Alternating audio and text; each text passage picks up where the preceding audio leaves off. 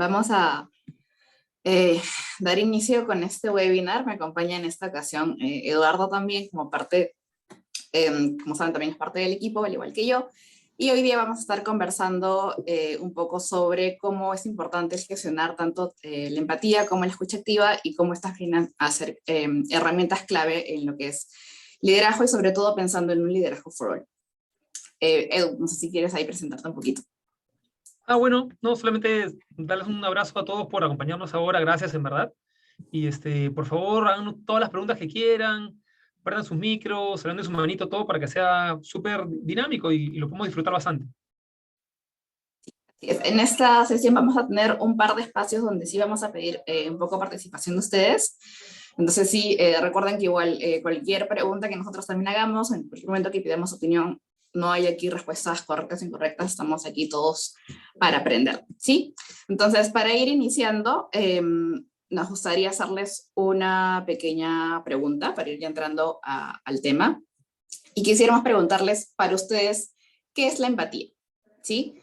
Para responder a esta pregunta les voy a pedir que ingresen al link de Menti o pueden escanear el código QR también con su celular. Y ahí les va a aparecer el espacio para que un poco completen con una frase, una palabra, ¿qué les resuena a ustedes que es empatía? Aquí no pedimos la definición de la RAE, sino realmente cómo ustedes lo interpretan para ustedes qué viene a ser este concepto. Exacto. No Wikipedia, no RAE, nada de eso, sino lo que ustedes sientan. Ni Google. Ni Google, no lo googleen. Vamos a dar un par de segundos para que puedan escanear el código, Claro. o si no, ingresando al link también. Claro. Pueden poner con qué palabras de repente también identifican la empatía o asocian la empatía.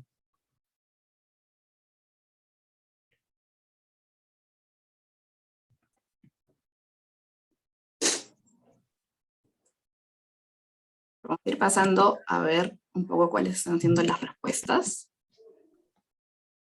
¿Qué dice? Consideración, zapatos del otro, solidaridad, enfocarse en el otro, comprensión, sensibilidad, afecto, amistad, caer bien a las personas. Interesante. Está interesante esa definición. Sí. Sí. Una consecuencia de repente puede ser de la empatía. Puede ser. Afecto, más que todo diciendo comprensión, ¿no? Comprensión, ponerse en los zapatos del otro, enfocarse en el otro, amistad, entendimiento. Preocuparse por los demás. Me gusta. Listo, creo que ahí tenemos Buenazo. Varios comentarios. Buenazo. Mil gracias. Ahí siguen comentando. Sensibilidad, enfocarse en el otro. Listo. Entonces, antes de un poco entrar realmente a la definición, al concepto de qué viene a ser la empatía o cómo es que se ha venido interpretando en diferentes investigaciones, quiero compartirles un video, ¿sí? De Brené Brown, que es una académica que está dedicada a estudiar todos los temas referentes a empatía, a temas de vulnerabilidad y cómo ella lo relaciona y cómo realmente se viene a ser desde su punto de vista lo que es la empatía, ¿no? Entonces les voy a mostrar el video y luego comentamos un poquito sobre esto.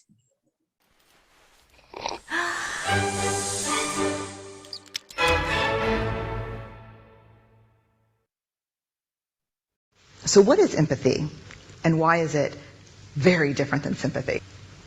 Empathy fuels connection. Sympathy drives disconnection. Empathy, it's very interesting. Teresa Wiseman is a nursing scholar who studied professions, very diverse professions where empathy is relevant, and came up with 4 qualities of empathy. Perspective taking, the ability to take the perspective of another person or recognize their perspective as their truth. Staying out of judgment, not easy when you enjoy it as much as most of us do. Recognizing emotion in other people and then communicating that. Empathy is feeling with people. And to me, I always think of empathy as this kind of sacred space when someone's kind of in a deep hole and they shout out from the bottom and they say, I'm stuck, it's dark, I'm overwhelmed. And then we look and we say, hey, you climb down. I know what it's like down here, and you're not alone. Sympathy is, ooh, it's bad, no. You want a sandwich? Empathy is a choice, and it's a vulnerable choice, because in order to connect with you, I have to connect with something in myself that knows that feeling. Rarely, if ever, does an empathic response begin with "at least." Yeah. And we do it all the time. Because you know what? Someone just shared something with us that's incredibly painful, and we're trying to silver lining it. I don't think that's a verb, but I'm using it as one. We're trying to put the silver lining around it. So, I had a miscarriage. Oh, at least you know you can get pregnant. I think my marriage is falling apart. At least you have a marriage. John's getting kicked out of school. At least Sarah is an A student. But one of the things we do sometimes in the face of very difficult conversations is we try to make things better. If I share something with you that's very difficult, I'd rather you say, "I don't even know what to say right now, I'm just so glad you told me." Because the truth is, rarely can a response make something better. What makes something better is connection.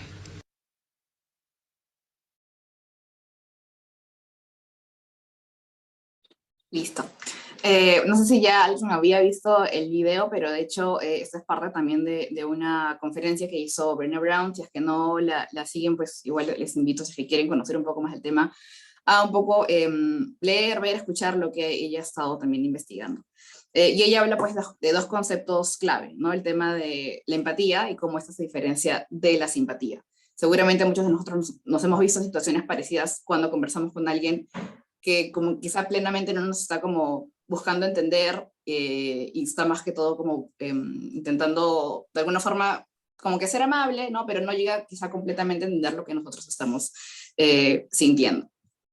Y un poco también referente a esto, que fue también lo que hemos estado conversando en el webinar anterior que tuvimos referente al tema de empatía también. Cómo es que existen varios niveles cuando hablamos de empatía, no solamente desde lo que viene analizando Brené Brown, sino también otros investigadores de Harvard sobre todo.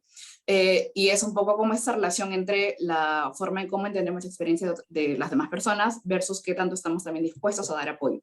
Y sobre ese tema hay pues 4 niveles según nos comentan también los investigadores, donde un primer nivel viene a ser la lástima, ¿no? El hecho de sentir quizá básicamente pena por alguien, ¿no? En esta dimensión o en este estado realmente no hay mucha disposición para actuar o realmente como para comprender exactamente qué está experimentando la otra persona. Ese es como el primer nivel como más básico, ¿no? Luego tenemos un segundo nivel que es justamente lo que nos muestra Brené, que es un poco más ya el tema de simpatía. Cómo es que estamos, quizá ya hay un poquito más de disposición para ayudar, un poquito más de disposición para comprender, pero no es realmente pleno, ¿no? Es más que todo como desde el punto de vista de uno, de, como ella decía, ¿no? Al menos tienes esto, al menos tienes lo otro. Ah, te ayudo dándote un sándwich, como mostraba también, ¿no? Entonces, no hay una comprensión completa, pero hay al menos una pequeña intención a hacerlo. Luego ya tenemos el otro nivel, ¿sí? Que es ya la empatía, donde aquí ya tenemos una comprensión mucho más cercana de la otra persona. De cómo nos sentimos con la otra persona, donde ya un poco adoptamos lo que está sintiendo la otra persona y lo vemos realmente a través de sus ojos. Y ya como último nivel, y ya es como una experiencia completa entre esa voluntad para actuar y ese entendimiento de la experiencia, viene a ser la compasión, donde ya realmente hay justamente una acción en concreto, ¿no? Donde yo realmente estoy dispuesto a ayudarte y te voy a preguntar qué necesitas tú y voy a hacer algo para calmarte el dolor o para entenderte mejor o para darte una solución según lo que la persona necesite. Entonces, todo lo que vamos a conversar hoy día se va a centrar principalmente compasión, ya lo vimos la sesión pasada, vamos a reforzar un poco lo que viene a ser también la empatía, ¿sí? Entonces, en cuanto a concepto de empatía, ¿cómo lo podríamos resumir? Es justamente la comprensión cercana que tenemos y también una conexión o una comprensión fuerte de lo que está experimentando la otra persona, ¿sí? La empatía nos permite a nosotros justamente conectarnos con la emoción del otro, ver realmente las cosas o sus experiencias a través de su mirada, no a través de cómo nosotros lo hemos vivido o cómo nosotros lo hemos experimentado en algún momento anterior, sino realmente en base al contexto que está pasando la persona, cómo nosotros podemos entender eso que está percibiendo. Edu, ahí no sé si quieres comentar algo más. No, justo un poco de lo que estás mencionando, esta empatía se relaciona con este entendimiento de la experiencia del otro, pero también parte de un entendimiento de cuál es tu propia experiencia al momento de interactuar con el otro. Es decir, una parte importante para ser empáticos es que las personas seamos cada vez más conscientes de cómo sentimos, qué juicios tenemos, qué aprendizajes cargamos o llevamos en nuestras vidas que nos hacen interpretar al otro de una manera particular. Es decir, una manera qué tan conscientes somos de nuestros sesgos también. Es una oportunidad para, siendo más conscientes, poder ser más empáticos con los demás. Bueno, por eso también cuando uno habla de empatía, pues también es muy importante hablar de el hecho de la curiosidad, ¿no? Qué tanto también estoy dispuesto a conocer a la otra persona y qué tanto realmente quiero saber porque me importa. Y de esa forma poder justamente ayudarlo en lo que necesite. Entonces también cuando hablamos de empatía, hay también, según investigaciones, 3 tipos, ¿sí? 3 tipos de empatía. Entonces, un primer tipo es justamente la empatía cognitiva. ¿Qué nos dice la empatía cognitiva? Nos permite asumir o adoptar la perspectiva que tienen otras personas, entender realmente por qué está pensando lo que está pensando, por qué está sintiendo lo que está sintiendo, y un poco justamente conocer también o estar también siendo conscientes de nuestras propias emociones y cómo es que podemos también a través de eso valorar sus propias emociones. Luego tenemos un segundo nivel, ¿sí? Que es la empatía emocional, que para esta empatía emocional suele ser como más espontáneo, ¿no? Nos permite conectar con la otra persona, pero ya a un punto en que yo realmente voy a sentir lo mismo que tú. Entonces, si la otra persona está sintiendo alegría, está sintiendo tristeza, está sintiendo cólera, yo al escuchar lo que le está pasando también adopto esa posición. Y eso también es inconsciente, como les digo, es espontáneo, puede ser hasta automático, donde adopto también esa emoción y también voy a sentir alegría, también voy a sentir tristeza. No necesita mucho análisis como lo tiene la empatía cognitiva, ¿no? Que es quizás lo más desarrollado por un coach, por una persona que se dedica a hacer terapia o psicología, que tiene como esa capacidad más analítica de entender realmente tu contexto, tu perspectiva, tu mirada, tus experiencias, y en base a eso como comprender tu emoción. La emocional viene a ser más que todo, como les digo, espontáneo, ¿no? Me cuentan algo y la persona está emocionada, yo también adopto esa felicidad o esa alegría que pueda sentir. Y por último, lo que es el interés empático, ¿no? Que aquí se relaciona también bastante con la emocional, pero más allá de sentir lo que está sintiendo la otra persona, también entiendo o sé lo que tú necesitas. Y estoy también dispuesto a ayudar o a ser quizá un poco más servicial, como ya un poco del lado de acciones concretas. Entonces, realmente, estas son tipos de empatía, inclusive que vienen de diferentes, o mejor dicho, se generan de diferentes partes del cerebro, y es importante poder como construir todas. Seguramente muchos de ustedes, ahora que lo he mencionado, algunos dirán, yo soy más de la parte analítica, o yo soy más de ser como más servicial y poder entender lo que necesita la otra persona de mí, pero realmente el poder como manejar las 3 te va a permitir justamente poder comprender mucho mejor a las personas que nos rodean. Culturalmente, de hecho, perdóname, Pires, para complementar un temita, culturalmente, sobre todo la empatía emocional, muchas veces disfrazamos o elegimos no visibilizar nuestras emociones porque tienen algún tipo de sanción, ¿no? Como que no llorar en público o no molestarte de repente o no reconocer que estás molesto. Y hay como que varias reglas de juego sociales en las cuales las personas decimos no mostrar nuestro mundo emocional. Pero curiosamente, así como la naturaleza encuentra su camino, así como en Jurassic Park, también hay una manera de hacerlo, ¿no? De que se muestre. Y suelen ser esos espacios tipo, no sé, a quien le gustan los deportes, que puede gritar con cólera o llorar públicamente, inclusive siendo hombres, ¿no? Lloramos en público si es que perdió tu equipo favorito, o espacios artísticos. Entonces, siempre hay espacios donde nos sentimos más cómodos para poder conectar con la emoción de un protagonista o la sensibilidad del otro. Eso sobre todo con relacionado a la empatía emocional. Y es bueno tenerlos para aprovecharlos también, ¿no? Vale. Y bueno, justamente hablando también de esta empatía emocional, también se habla mucho cómo el concepto de empatía se complementa, se relaciona mucho también con la inteligencia emocional y cómo realmente es necesario una para que exista la otra y viceversa.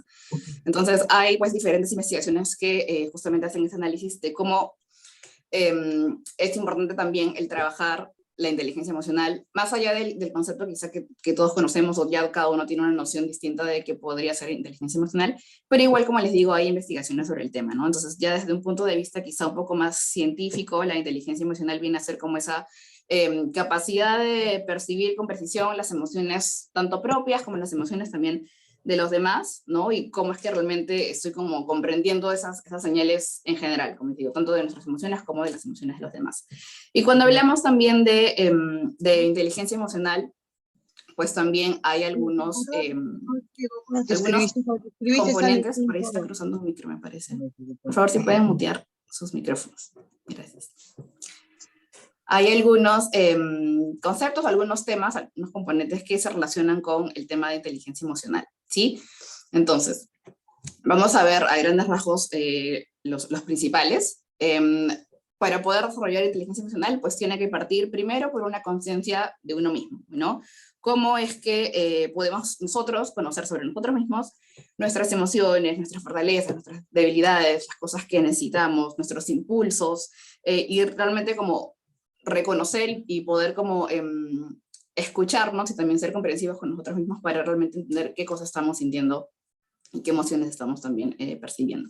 Y esta conciencia de sí mismo pues también conlleva justamente a una autorregulación, ¿no? De hecho ya nosotros pues tenemos a nivel pues también biológico reacciones que son impulsivas, ¿no? Hay sentimientos, sensaciones que uno siente, como les decía también antes, de forma como espontánea. Entonces, por eso a veces cuando quizá vemos a una persona que tiene cólera, hay algunas personas que suelen como reaccionar. Lo primero es gritan o golpean la mesa o golpean la pared o dan un portazo, ¿no? Y vienen a ser justamente impulsos. Entonces, de lo que te habla la autorregulación es no de eliminarlos, estos actos, porque realmente no se va a poder, sino aprender a cómo gestionarlos, ¿no? Cómo es que podemos gestionar justamente esas emociones, esas sensaciones que a veces sentimos y que justamente parte de también el hecho de cómo es que me conozco a mí mismo y cómo sé cómo yo también reacciono, ¿no? Y también anteponerse a situaciones que se podrían presentar para justamente poder autorregularnos también. Luego, el otro elemento que nos habla de inteligencia emocional es el tema de la motivación, ¿sí? Cómo es que también en los líderes es muy importante que se pueda reforzar también este concepto, cómo es que esto viene pues también o nos ayuda a tener expectativas, a realmente como tener un compromiso mucho mayor con todo lo que tengamos que hacer y cumplir justamente un objetivo. Ahí, Edu, justamente tú tenías, creo, un concepto un poco más quizá completo de lo que vendría a ser la motivación. Bueno, solo para complementar, que tradicionalmente no pensamos en la inteligencia emocional como un tema que influiría en nuestra capacidad para motivarnos. Pero sí, sí es así. De hecho, ahí Goldman al menos lo explica muy bien, ¿no? Hay algunas personas de repente que tenemos una facilidad para motivarnos por una recompensa que va a llegar de acá a un tiempo, ¿no? Trabajamos en un lugar, nos van a pagar a fin de mes, o estudiamos una maestría porque sabemos que vamos de repente a poder desarrollarnos. Y hay algunas personas que tienen menos facilidad para poder lograr algo con una recompensa que va a llegar de acá al futuro. Caso más emblemático, pues no sé, pues los psicópatas o los que hacen un robo para tratar de tener una recompensa hoy, sin pensar un poco en cómo de repente se podrían esforzar de repente para ir acumulando habilidades que les puedan lograr una recompensa futura, ¿no? Entonces, ¿cómo nos motivamos nosotros y de qué manera podemos dilatar nuestras recompensas? También es parte de este espectro emocional que está relacionado con la empatía. Y lo que mencionó también Pieri hace un ratito de la conciencia a sí mismo, la autorregulación y la habilidad social, también están como que relacionadas muy profundamente. Porque si yo no soy consciente de mis emociones, tampoco las puedo autorregular. Y si no soy consciente de mis propias emociones o de mis propios sentimientos, tampoco voy a poder leer los sentimientos de las otras personas y eso va a impactar en mis habilidades sociales. Y de alguna manera, parte importante, que es lo que vamos a hablar justo ahorita, tiene que ver con cómo yo soy capaz de escuchar mis propias emociones y de escuchar mi propia corporalidad y de entender un poco cómo me estoy sintiendo yo. Porque parte de una escucha interna, que es justo lo que vamos a comentar ahorita a continuación. Sí, y sí, un poco ahí también para redondear la idea, ¿no? De hecho, los tres primeros componentes que ya hemos mencionado es más que todo justamente habilidades de autogestión, ¿no? Como yo mismo me conozco, autorregulo, me motivo. Y ya los dos últimos, empatía, que ya hemos estado conversando, y habilidad social, que es justamente cómo es que aplico todo esto con las personas que me rodean, ya es un poco de las relaciones que tenemos con otras personas. Y como dice Edu, pues todo realmente parte de cómo me escucho a mí, cómo sé escucharme a mí, y cómo también escucho a los demás, y esto me ayuda justamente en seguir como fomentando o promoviendo esta empatía y también las habilidades sociales. Exacto. Entonces, ahí Edu. Claro, es bien común escuchar a personas decir, yo escucho así porque mi papá es así, no sé, así como que, como si fueran rasgos determinados, ¿no? Predeterminados. Y si bien hay una parte biológica, es decir, no sé, pues nuestra altura, nuestro color de piel, etcétera, obviamente son rasgos biológicos que heredamos, y sí hay ciertos rasgos de temperamento o de cableado interno, pues, que heredamos de nuestros padres, también es verdad que nosotros podemos desafiar eso. Podemos desafiar la forma como no entra el sonido en nuestros oídos, porque es algo más biológico, pero sí cómo lo interpretamos y cómo lo capitalizamos. Y en esto hay varios experimentos con gemelos idénticos que escuchan de forma muy diferente. Es decir, tú conversas con alguien y hay personas que saben escuchar y conectan más contigo, y hay gente que de repente sientes que no te están escuchando tanto, o que se pierden detalles, o que escuchan de forma muy superficial, o que te juzgan mucho al momento de hablar, y eso sí es algo que uno puede desafiar y rediseñar. Y es parte importante en una conexión empática con los demás. ¿Me ayuda Spiri con la siguiente? Por favor. Y como comentaba Pi hace un ratito, si nosotros tenemos como que dos grandes modalidades ahí en la forma de interpretar el mundo en general, es una mirada más crítica o una mirada más curiosa del mundo.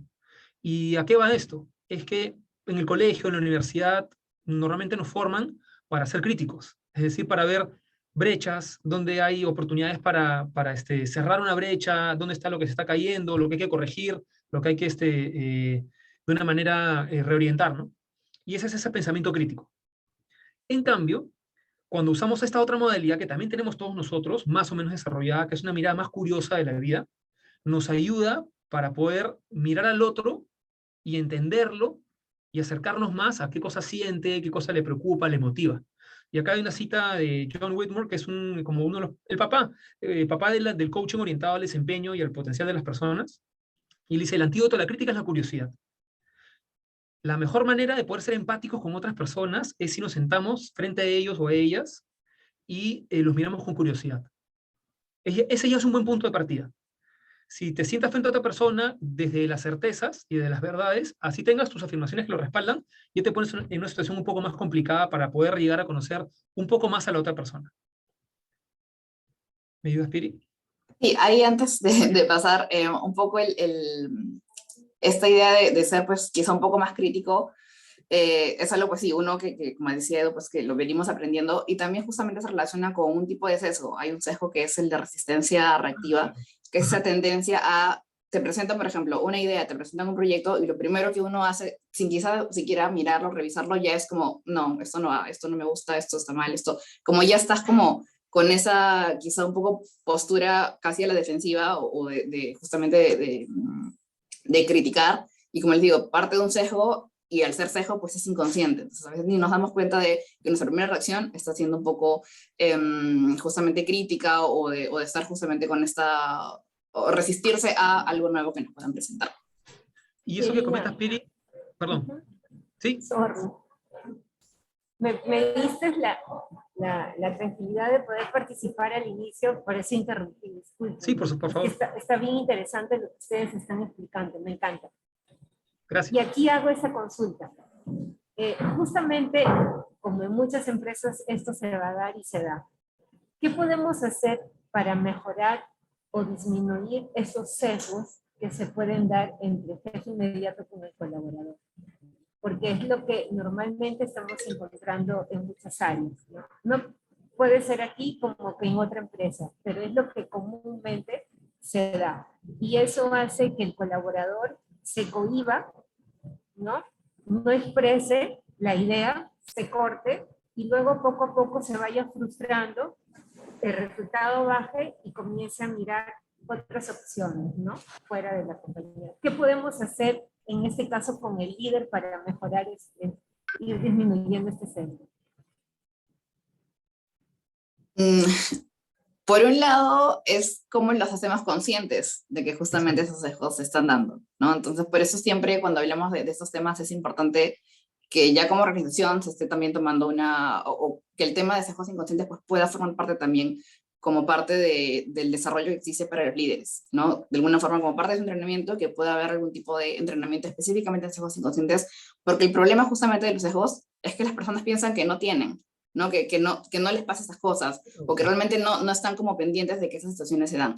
Entonces, por un lado eso, ¿no? Y ya en cuanto a cómo trabajarlo, ya a un nivel como más personal, es justamente como hay pues varias pautas, varios tips, varias herramientas que uno puede utilizar, pero quizá uno de ellos es justamente cómo es que antes de tomar una decisión, antes de dar una respuesta, me doy un par de minutos para realmente como pensar bien lo que voy a decir, porque esto es justamente parte de ahí, de que somos impulsivos y estamos siempre como en ese piloto automático y respondemos porque realmente todo el estrés, todo el tema del día a día pues nos lleva a dar respuestas rápidas. Pero si realmente nos tomamos un par de minutos para pensar bien qué cosa voy a decir, cómo es que lo va a tomar la otra persona, realmente le estoy aportando, cómo afecta cómo yo me comporto, cómo afecta a mis colaboradores, a mi equipo. Entonces ahí va a ser como un ejercicio, igual es complicado, es un proceso súper largo, que no va a eliminar el sesgo, pero al menos va a ayudar a mitigarlo. Entonces como siempre en estos entrenamientos se trabaja mucho el hecho de cómo con ciertos ejercicios y que lo aplico en el día a día puedo realmente como evitar que sucedan estas situaciones. Quisiera complementar, Piri, a lo que tú estás diciendo, y la pregunta que nos han hecho que está súper linda. Efectivamente, por una parte viene por volverlos conscientes, y también otra parte viene por generar ciertos espacios culturales donde no se mate una idea desde el comienzo. O sea, ya existen, en realidad no hay que reinventarlos, pero por ejemplo, dinámicas de brainstorming tienen ciertas reglas de juego, que es que no se puede decir no en un momento, o no se puede tumbarte la idea de otra persona. Y es un espacio cultural, o sea, a fin de cuentas, la forma como nosotros comunicamos con los demás o cómo interactuamos con los demás en la sociedad tiene ciertas reglas de juego. Es como un juego en realidad. Y si en tus reglas de juego está que al momento de presentar una idea no vas encima y no la pisoteas, pues ya generas un espacio cultural. A las ideas en creatividad son como una plantita, o sea, algunas necesitan cierto tiempo para madurar. Y si desde el comienzo tú las criticas, pues ni siquiera dejas que se presente la idea por completo. Y hay gente que critica una idea sin haberla entendido del todo. No la está entendiendo, la está procesando, pero ya la está criticando, porque en eso también se da mucho comportamiento de grupo. Pasa a veces que si, lo que tú comentaste también, si el líder tiene esa vibra o tiene esa aproximación, otras personas, para entrar en resonancia con su líder o buscar su aceptación, entran también en una modalidad de crítica muy profunda. Y a veces nosotros lo vemos de forma colectiva, así culturalmente. Tenemos ciertos momentos que tenemos que interactuar con personas que todos tienen esta mirada crítica mucho más pronunciada que una mirada de curiosidad. Entonces están viendo siempre lo que no hay ahí, lo que no está, más que lo que pueden aprovechar y aprender. Gracias por la pregunta, muy linda. Fácil, continuamos, Pie. Sí. Buenísimo, gracias también. Ok, vamos a hablar un poquito también de cómo trabajar esta empatía, nuevamente a través de la escucha, pero no una escucha solamente lingüística verbal, sino en 3 dominios. Lenguaje, emociones y corporalidad. Esto viene un poco de la escucha que se da desde el coaching, es decir, los coaches se forman para escuchar palabras, emociones de los demás y las suyas propias, y también la corporalidad, y vamos a ponerlo un poco en el cuerpo para que no sea solo teoría, ¿ya? Vamos a hacer un ejercicio muy cortito de cómo podemos ser más conscientes de nuestro cuerpo al momento de buscar ser más empáticos con los demás. Solamente para explicarlos rápidamente de qué tratan estos tres niveles de escucha.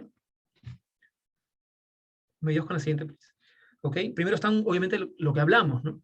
Hay veces que nosotros, sin darnos cuenta, usamos un lenguaje, por ejemplo, que es confrontacional y que no refleja mucha empatía con el otro, porque estamos de frente ya entrando a un conflicto. Es decir, pero, sin embargo, hay gente que dice, voy a decirte algo más práctico o más estratégico o más fácil, y sin darnos cuenta, nuestro propio lenguaje empieza a generar distancias con los demás. Todo lo contrario, que buscamos un espacio de empatía. En un espacio de empatía, el pensamiento de juzgar al otro y criticar al otro se diluye mucho, para lo que buscamos un espacio común de conexión. Entonces, ¿qué palabras usamos y qué tan conscientes somos de cómo nuestro lenguaje más crítico o negativo influye en esta empatía? Es algo que también tenemos que tomar en cuenta. ¿Me ayudas con la siguiente, please, Piri? Y si los dividimos muy rápidamente, que es un tema súper lindo y súper amplio, pero más o menos para tener en cuenta, cuando hablamos podemos categorizar nuestras palabras de cierta manera, ¿no? Por ejemplo, a veces hacemos pedidos y le decimos a alguien, oye, necesito, ¿cómo se llama algo de ti? A veces nosotros hacemos ofertas, decimos, yo te ofrezco esto, y a veces prometemos cosas. Y en estos, por ejemplo, en los pedidos que hacemos, a veces no somos empáticos tampoco. ¿Qué pasaría si yo le hago un pedido, por ejemplo, a Pierina, de algo que no estoy seguro si ella en realidad lo sabe hacer? A veces asumimos que las personas tienen ciertas habilidades o cierto grado de motivación o cierto grado de conocimiento y no nos hemos tomado el tiempo para validar efectivamente si tienen las herramientas para atender el pedido que yo estoy haciendo. Entonces, conocer al otro nos permite hacer pedidos que sean más precisos y que puedan ser atendidos por el otro. Es como que le diga a Pierre y yo, acompáñame a una reunión con chinos pues, para hablar de chino mandarín, y no he liado si habla chino. No, no va a pasar, ese pedido no va a ser atendido. Igual nuestras ofertas. Nosotros nos ofrecemos como personas, como profesionales, como padres, como hijos, etcétera, y somos un tipo de oferta en diferentes contextos. A veces como líderes o como compañeros de trabajo, somos una oferta que no tiene una necesidad, es decir, nos presentamos de una manera en la que no hay una necesidad para eso, es decir, no sé, hablamos con dureza cuando de repente no es necesario la dureza, o de repente nos entrometemos en un tema que no nos compete, cuando eso no ha sido solicitado, no ha habido una necesidad que justifique esa oferta como compañeros de trabajo, pares o líderes, ¿no? Y lo mismo con las promesas. Prometemos cosas que de repente también no han sido evaluadas desde una mirada empática. Y lo más crítico quizás pueden ser las afirmaciones y las declaraciones. Porque a veces cuando conversamos con alguien, confundimos algo que es una afirmación, es decir, un hecho, de algo que es un juicio o una declaración. Y estamos en esa lucha, pues, en la que yo te digo algo, lo tomo como una afirmación, cuando en realidad es un juicio mío. No nos vamos a librar de todos nuestros juicios, pero sí, mientras que más conscientes seamos de ellos, nos va a permitir tener una conversación más limpia. Definitivamente, estos actos del habla se tienen que acomodar un poco a lo que la otra persona necesita, el momento que está pasando, personal o laboral, y a qué cosas es capaz de hacer en cuanto a habilidades, motivación, etcétera, para que sea lo más preciso posible al momento de comunicarnos. ¿Me ayudas con la siguiente, please, Pieri? Esto está todo metido con emociones. Nosotros no nos comunicamos solamente con las palabras, ¿no? Nuestras propias palabras se empiezan a bañar de emociones y de sentimientos. Como dijo Pierre al comienzo, las emociones nosotros no las podemos controlar, surgen casi espontáneamente y es como una reacción a lo que sucede, ¿no? Estímulos del ambiente. Pero sí podemos ser más conscientes de qué juicios tenemos asociados a esas emociones. Y de esa manera también poder darnos cuenta, decir, oye, me ha molestado esto porque siento que me ha faltado el respeto. O me ha asustado porque siento que no lo voy a poder manejar. O ¿cómo se llama? Me ha generado vergüenza porque yo debería saber esto de acá. Y al ser más conscientes de esos juicios que están asociados a estas emociones, también tenemos una oportunidad para ser más empáticos con nosotros mismos y con los demás.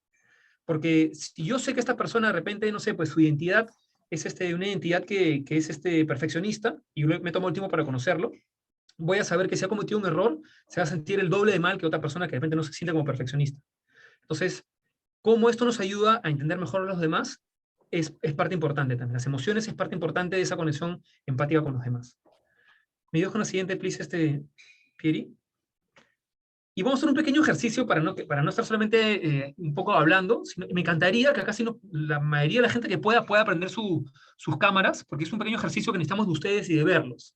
Quienes no puedan, obviamente no hay ningún problema, sino pues haremos Sara, Pieri y yo y Mila, pero sí es bueno que si pueden tener un tiempito para prender su cámara nos ayudaría muchísimo. Vamos a darles a ver un minutito a ver si nos acompañan. No se van a tener que parar, nada, simplemente tienen que sentarse y un poco verlos, ¿no?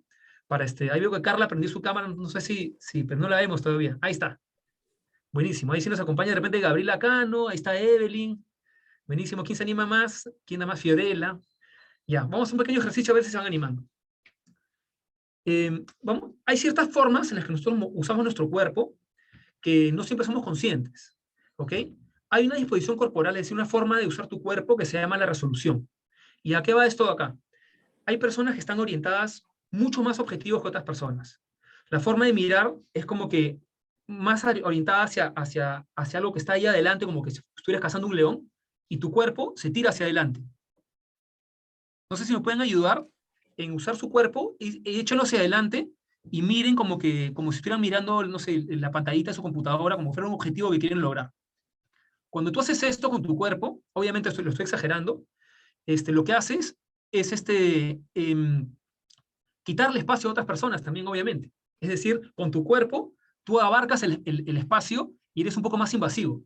Está bueno ser así, si es que tú estás buscando cazar un león o lograr un objetivo. Entonces me pueden ayudar todos y tirarse hacia adelante un ratito, a veces lo hacemos a la cuenta de 3, ¿ya? Vamos a tirarnos hacia adelante y mirar el objetivo imaginario que tenemos enfrente, ¿ya? ¿Me ayudan con eso? Ahí vamos a ver Carla, a ver Diana, ¿ok? Y lo miramos ese objetivo. ¿Qué pasa si tú estás buscando conectar con alguien y esta persona necesita cierto espacio para hablar? Si tu cuerpo está muy tirado hacia adelante, no le das el espacio para que se exprese. Obviamente que si tú partes de ser una persona súper respetuosa y súper, ¿cómo se llama que te cuesta de repente hacer la pregunta, entonces la resolución te va a ayudar. Pero si tú de por sí eres resolutivo, hacer esto te puede complicar. Hay personas que se sientan hasta así, bien hacia adelante. Entonces, ¿cuál es una disposición corporal diferente? La contraria, digamos. La apertura. La apertura hace que tu cuerpo se tire hacia atrás. Entonces les pediría que todos se tiren un poquito hacia atrás y como que puedan, de repente le den un poquito la cabeza. En este caso, si la resolución te lleva a velocidad, la mayoría de las veces te pone a ser más acelerado. Ahí vemos a la gente en Wong ahí con su cochecito tratando de atropellar a todos los demás. La apertura te lleva a hablar un poco más lento, te lleva de repente a mirar como que dándole más espacio a las más personas. Obviamente, si tú quieres que alguien se abra y esa persona no siente que tiene el espacio para hacerlo, tú bajar tu ritmo del habla, cambiar tu color de voz, hacer más pausas, te ayuda a generar ese espacio. Por otro lado está la flexibilidad, ¿ok? La flexibilidad tiene más que ver con nosotros también desafiar nuestros esquemas mentales, desafiar la forma como interpretamos el mundo. ¿No han visto que hay gente que se mueve y mueve su cuerpo muchísimo? Hay gente que es más rígida. No sé, me gustaría que ahora me acompañen. Vamos a hacer un movimiento rápido, no lo voy a poner música, nada, porque tenemos poco tiempo. Pero miren, yo por ejemplo puedo mover, no se ve ahorita, pero mis brazos están como que tapados por el fondo de pantalla, pero estoy moviendo mis brazos y estoy moviendo mi cuerpo bastante, ¿ok? Gracioso se ve, pero quienes se sienten más incómodos haciendo esto, a veces es porque también no son tan flexibles con el cambio. No es una ley de oro. No quiere decir que yo no soy, no está escrito en piedra. Pero sí hay cierta correspondencia entre la forma como yo puedo mover mi cuerpo con cierta flexibilidad al bailar, o al moverme por el espacio físico, o al sentarme, subir los pies a la mesa, etcétera, con mi predisposición a poder tomar un cambio de una forma diferente. Me encantaría que ustedes evalúen eso también. Cómo caminan, cómo se mueven por el espacio, cuánto de esta flexibilidad necesitan ustedes al momento de justamente no ponerse críticos, por ejemplo. Si ustedes se sentaran de una forma más flexible al momento de estar en una conversación en la que necesitan flexibilidad, su conciencia y su cuerpo va a estar más predispuesta a tener esa flexibilidad también, porque su cuerpo también la está modelando. Y finalmente es la estabilidad. En la estabilidad sí no la podemos practicar, mil disculpas, porque es como que estamos sentados ahorita todos, pero la estabilidad tienen esas personas que se mueven como que lentamente, caminan como que a paso seguro, hablan lento, con la voz grave, y son personas que tienen una orientación natural o cultural, digamos, a cumplir los procesos, a que las cosas se hagan, a tener una conexión con la tierra, a ser personas confiables, etc. Ninguna disposición es mala o buena, pero si ustedes están buscando conectar con alguien, es bueno que hagan este análisis. ¿Qué disposición tengo yo más a la mano? No sé si me ayudas con la siguiente pregunta, Pieri. ¿Qué disposición, desde donde tú estás parado, y de donde cómo te mueves y muestras tu cuerpo, crees que te ayudaría más a conectar con la empatía? Las respuestas van a ser súper diferentes. Algunos necesitan más valor para atreverse a preguntar cosas al equipo, entonces necesitan resolución. Hay personas que necesitan darle espacio a los demás. Y uno puede ir donde César, que está ahí acompañándonos, y decirle, ya pues César, dime, ¿qué tema personal tienes? Porque si se lo digo con mucha resolución, por ahí que va a sentirse invadido. Y de repente César me cuenta algo que yo no sé comprenderlo, entonces necesito de flexibilidad.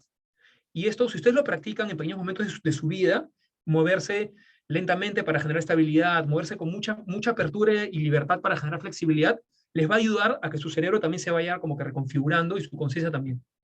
¿Ok? Esa es una parte importante para poder también conectar con los demás, que es clave para procesos empáticos. ¿Me ayudas con la siguiente, Pieri, por favor? Ok. Contacto visual. No solamente miramos a las personas por respeto. cuando hablamos con ellas, no solamente las miramos por respeto. Sí, por un lado, pero no totalmente. También lo hacemos porque si nosotros no miramos a las personas, nuestra atención podría dividirse en otras cosas. De hecho, ahorita, solamente por el hecho de estar en una sesión online, hay gente que está mirando pues, su correo electrónico, otros su celular, otros WhatsApp, y luego nos miran por momentos, luego regresan a su computadora. Y eso hace que tu mente procese lo que estamos hablando con mucho mayor ruido. Y hay gente que ni siquiera necesita tener una computadora o no necesita tener un correo electrónico ni WhatsApp, nada, simplemente el ruido lo tienen mentalmente. Mentalmente están pensando permanentemente sus pendientes, lo que tienen que responder, y dependiendo de quién tengan al frente, va a estar ese ruido mental más intenso o menos intenso. Lo importante es que cuando nosotros miramos a la cara a las personas, podemos ver su cuerpo, podemos ver si están muy resolutivos, si están muy tirados para atrás, podemos escuchar mejor a los demás, y nosotros también poder darle toda nuestra atención. De hecho, cuando hablamos, miramos y miramos a los demás, hacemos un contacto visual mucho menor que cuando solamente escuchamos. Es decir, si yo hablo con Pieri y no hablo, perdón, si escucho a Pieri y no hablo, perdón, 70% de contacto visual. Y si hablo, 40%. Esto también tiene que ver si tú eres neurotípico, no miras tanto la cara, es decir, eres Asperger o autista, de repente no eres de mirar tanto a la cara de los demás, o si eres de una cultura, no sé, oriental o andina, en la cual tampoco se mira tanto la cara, pero en general, mirar a los demás nos ayuda a tener información de cómo nos están interpretando lo que estamos diciendo. Y eso es importante.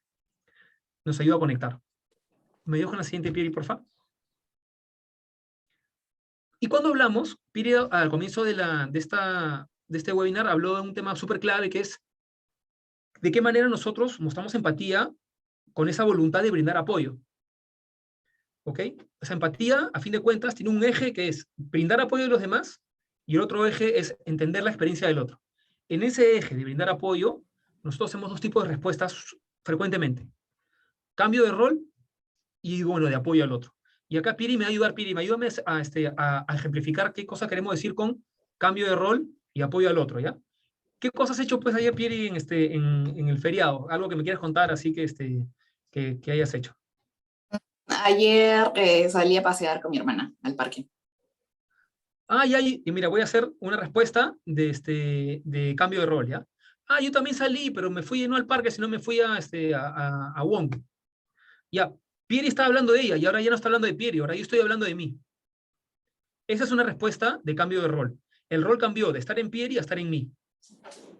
Y Pieri me cuenta otra cosa. Pieri, cuéntame otra cosa que hayas hecho ayer, por favor. Después de pasear nos fuimos a comprar al centro comercial. A mí me encantan los centros comerciales, mira, pucha, que han hecho uno por mi, por mi casa, me salió la cara. Por mi casa, ¿cómo se llama recientemente? Y está bonito, lo voy a ir a visitar. Nuevamente estoy hablando de mí. En cambio, voy a dar respuestas, di lo mismo, Pieri, y ahora yo te voy a dar respuestas de apoyo, que tiene que ver con el eje de la empatía, como habíamos hablado, ¿no? Esa voluntad de brindar apoyo a los demás. Puedes decir lo mismo, Pieri, y te voy a responder de otra manera. Ya, ayer salí al parque con mi hermana a pasear. ¿Para qué era importante estar con tu hermana en el parque? Porque no la veo mucho, ¿no? Por el trabajo, entonces nos hicimos un tiempito ya que era feriado para dar una vuelta. ¿Eres cercana? Sí, nos llevamos súper, súper bien, de verdad. Buenas. Yo puedo seguir acá, pero acá mi foco está en ella, no está en mí. Súper importante, porque hay personas que son unos maestros así supremos en apropiarse de las conversaciones de los demás. Y no nos damos cuenta, a veces también el ego tiene que ver, a veces las ganas de compartir tus alegrías, pero ahí te sales del eje de la empatía te sales de la empatía en ese eje de voluntad para brindar apoyo, porque ahora yo me estoy apropiando de tu discurso. Tengamos mucho cuidado con eso para hacerlo gradualmente y poco a poco darnos cuenta cómo podemos ser más empáticos al momento de conversar. Gracias, Piri, por lo que hiciste tú ahí. Y luego, en el otro eje que había comentado Piri al comienzo, que es el entendimiento de la experiencia del otro, que son estos dos ejes que hemos hablado, de los cuales se puede medir un poco qué tan empáticos o compasivos somos con nosotros mismos y con los demás, vienen las preguntas poderosas. Preguntas poderosas salen del coaching, y lo que busca hacer esto es, ¿de qué manera yo no asumo cosas, sino yo pregunto para validar lo que estoy entendiendo de ti, o quién es el momento de hablar conmigo en este momento? Entonces, por ejemplo, hay gente que habla da un montón de información, y tú no sabes por dónde entrar. Entonces, ¿qué es lo más relevante que estás hablando? Y la otra persona, no tú, la otra persona define por dónde quieres seguir con la conversación. De repente tú quieres que te des meter por, no sé, por el tema A, pero el tema B, y la otra persona lo va a poner sobre la mesa. Otra pregunta que podemos hacer Piri, ¿me ayudas? Pero una segunda, perdón. Y bueno, ya se preguntó. ¿Qué aspectos de ti estás cuidando? Un poco lo que hablamos hace un rato, ¿no? Esto es sobre todo importante en conversaciones difíciles, porque en conversaciones difíciles, lo que hablamos un ratito, es la identidad del otro está en juego. Si yo sé que Carla Linares es una excelente cocinera, y yo critico su comida, a Carla le va a doler terriblemente. Pero si me critican a mí que no cocino nada, solo sé hacer arroz con huevo frito, pues a mí no me va a doler tanto. Pues. Pero en esa conversación, si yo digo, ¿qué estás cuidando de ti? Pucha, estoy cuidando mi ego, estoy cuidando mi, mi reputación como buena cocinera, y eso entra en la conversación. Si yo soy consciente de esa dimensión de identidad del otro, me va a ayudar a ser más empático también. Luego podemos preguntar, ¿me ayudas, Piri? ¿Qué no has dicho? ¿No? Viene Sara y me cuenta, ¿no? Y dice, oye, pucha, ayer estoy con mis hijos en una reunión y estaba de viaje con mis hijos. Y no me habla nada, me invento, Sara, no sé si estás casado o no, pero me invento como ejemplo, nada más. Totalmente ficticio este ejemplo por si acaso. Y yo le digo, oye, ¿no me has hablado, Sara, de tu esposo, de tu enamorado? A veces omitimos información porque no queremos hablar de eso, porque nos duele o porque simplemente no está en nuestro mapa mental. Entonces nosotros también podemos entender por qué lo estás omitiendo. Nos ayuda. Otra pregunta importante que podemos hacer para entender al otro es, ¿qué necesitas tú? Y acá es, no ¿qué hago yo por ti? Sino, ¿tú qué necesitas? ¿Necesitas corporalidad? ¿Necesitas aprender algo nuevo? ¿Necesitas hacer un pedido? ¿Necesitas cumplir tus promesas sobre ti mismo? ¿Qué necesitas? Ahí, ¿cómo te puedo ayudar? Puede ser la siguiente, pero ¿qué necesitas tú? Y finalmente,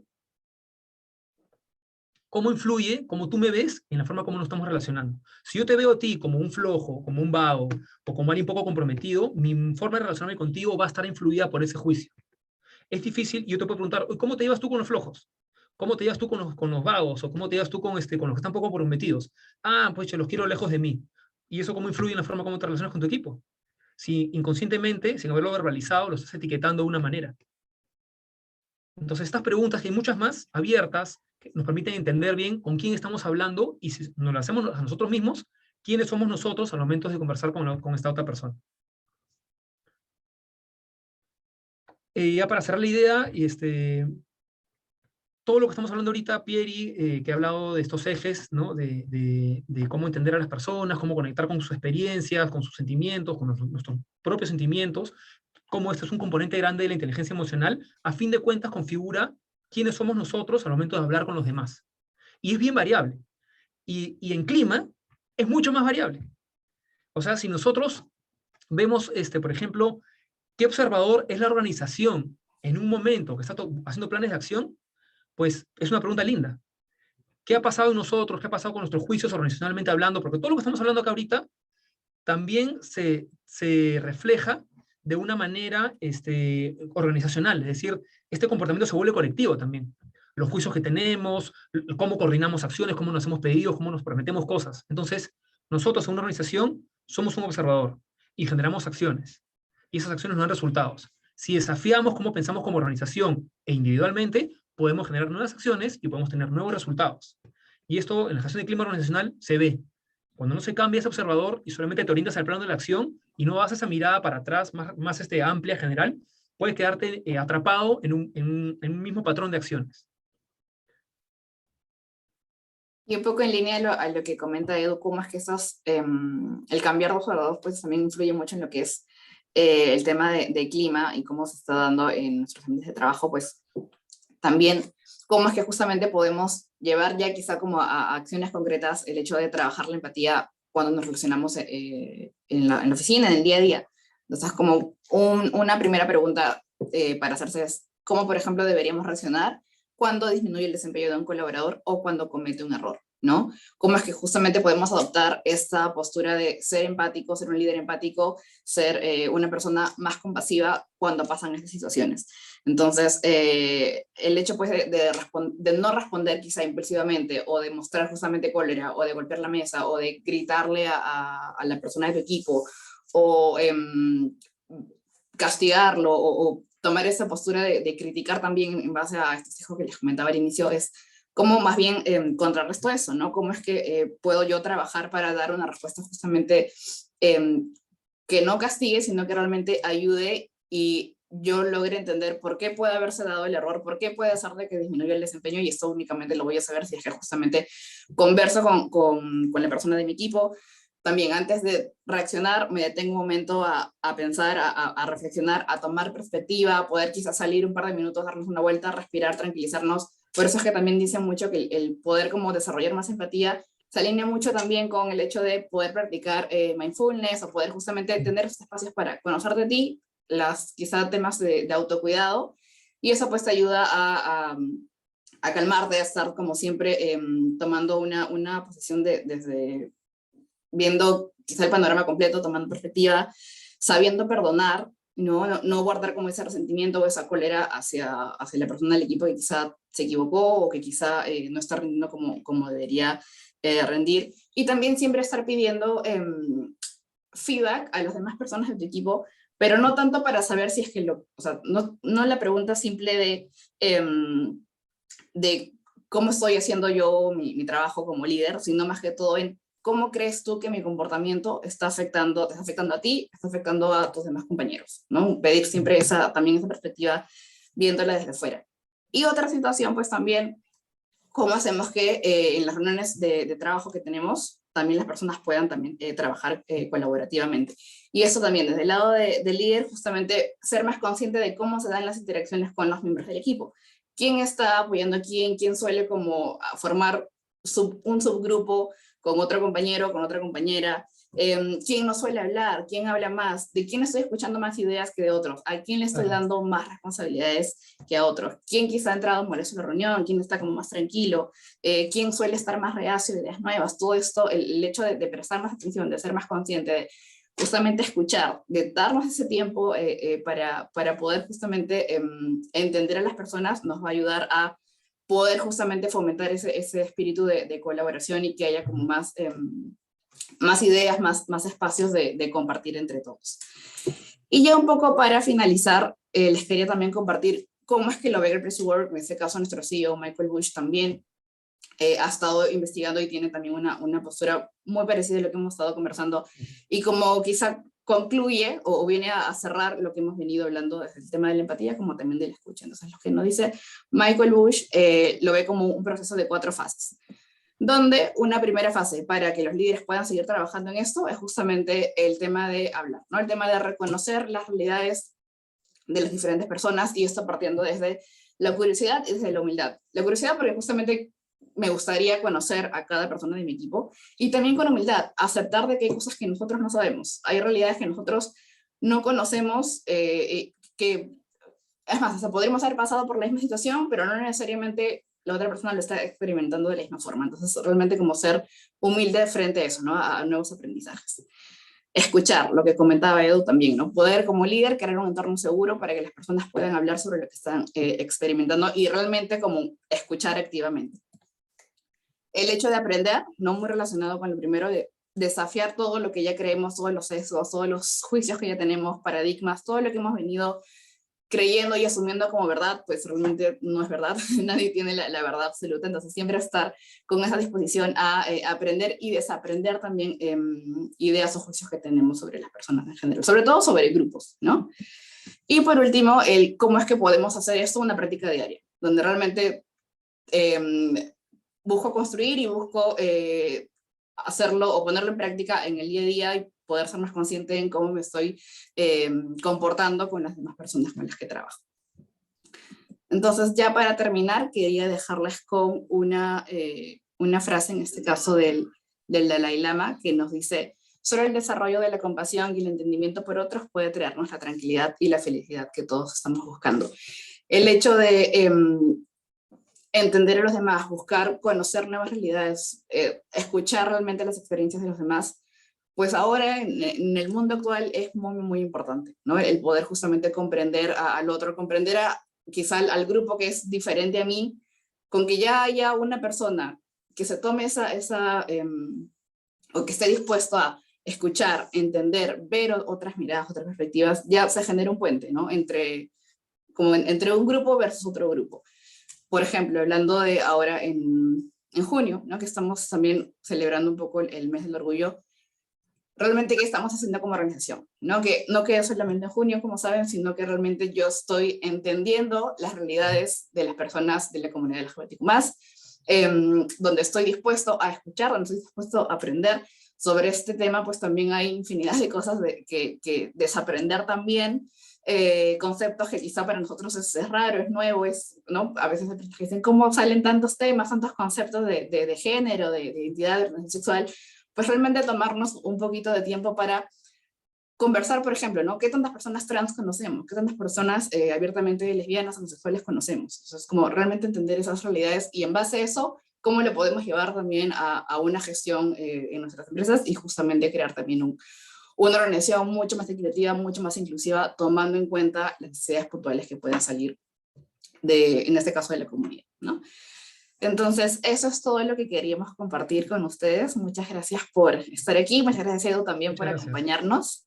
Y por ahí, si es que hubiera algún comentario, alguna pregunta, pues bienvenidos. Sí, encantadísimos. Pierina, Eduardo, muchísimas gracias de nuestra parte. Paul y yo estamos muy contentos. Buscábamos hace buen tiempo obtener este tipo de información y Qué bueno. sinceramente ustedes nos han brindado en una hora más de lo que en libros o con otros profesionales, bueno, nos hayan podido dar. Realmente estamos muy contentos. Qué bueno. Y Muchas gracias, nos motivas. sí, realmente me gustó, o sea, fue una hora muy productiva. Discúlpame que en algún momento estaba que mi gerente me llamó, pero No te capté preocupes. lo que ustedes nos han dicho y bueno, por interno me voy a comunicar con Pierina. Quisiera hacer algunas consultas contigo y Eduardo y Buenísimo. ojalá me puedan brindar información de lo Encantados. que nosotros estamos tratando de hacer hasta acá en Guaya. Gracias. Ok, Claro que gracias a sí, ti Sara. también. Gracias. Eduardo, Pierina. ¿Qué tal, Hola, ¿qué Liliana? tal? Soy Liliana. Hola. La verdad Liliana. que muy, muy gracias.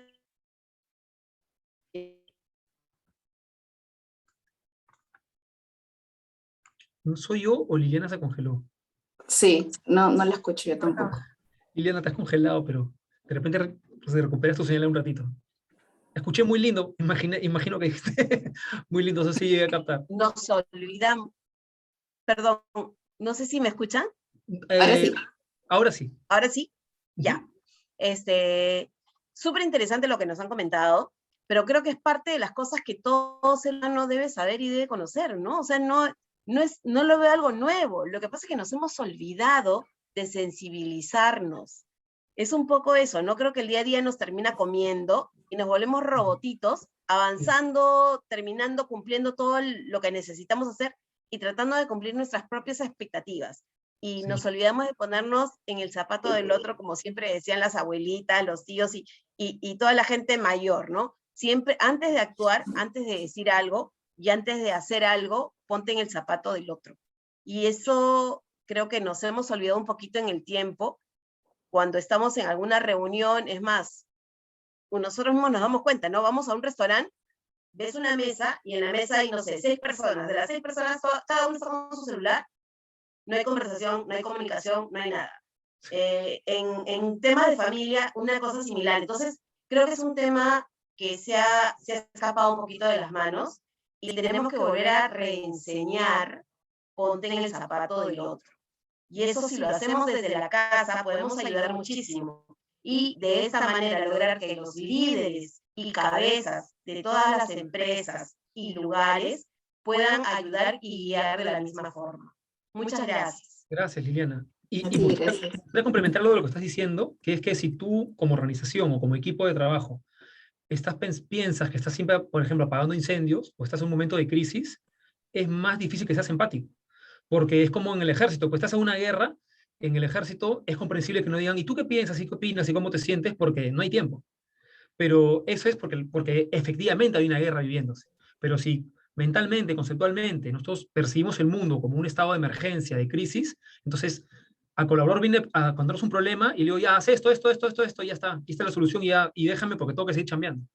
Entonces pierde esos espacios de conexión. Más allá de la tecnología, es cómo percibimos el mundo, como una gran amenaza que nos permite, que nos lleva a tomar decisiones así muy rápidamente, o un espacio en el cual quiero entenderte porque hay el tiempo para conocerte. Gracias por tu comentario, Liliana. Ok, creo que al parecer, Pili, no hay más preguntas o reflexiones.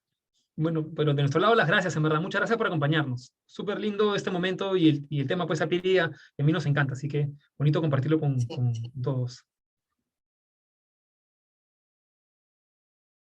Gracias a ustedes. Hay unos comentarios ahí en el chat. A ustedes, muchas gracias por acompañarnos. Gracias a todos, que Muchas tengan buena gracias. tarde. Gracias. Luego. Hasta luego. Cuídense. Estamos Chao, hablando, cuídense mucho. Karina. Chao. Bye, gracias. Chao, chao, chao. Gracias.